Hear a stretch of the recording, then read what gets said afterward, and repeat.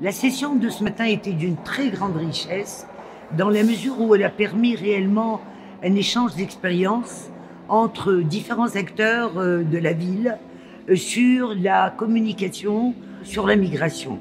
Elle a permis un échange, par exemple, entre des villes comme Tunis, Rabat, des départements comme la Seine-Saint-Denis, des villes comme Vienne, etc. Et c'était extrêmement riche dans la mesure où ça a permis aussi de mettre en exergue les initiatives innovantes en matière de migration. Vous savez que normalement le prisme sous lequel est présentée la migration, c'est toujours un prisme de victimisation, un prisme d'envahissement des migrants de la ville, etc.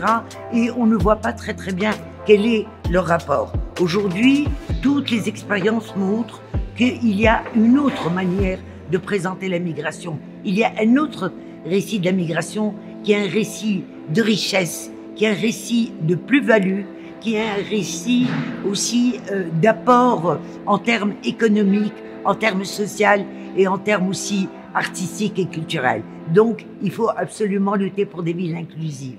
Bonjour. Des sessions de ce matin, je retiens de la question de la narrative qu'au-delà de la communication, on doit traverser la dimension de la transmission. Parce que la communication, elle est ponctuelle, mais la transmission, elle est plus pérenne. Et ça rentre dans le cadre de l'héritage qu'on laisse aux générations futures. Mais bien plus aussi, au niveau du partage d'expériences, il y a particulièrement une expression que j'ai retenue, c'est l'accueil ou la cohésion n'est pas que verbale. Au-delà de la culture, elle doit être légale avec les lois. Et c'est à ce niveau-là que le récit aboutit à un cadre plus juridique et pour les migrants.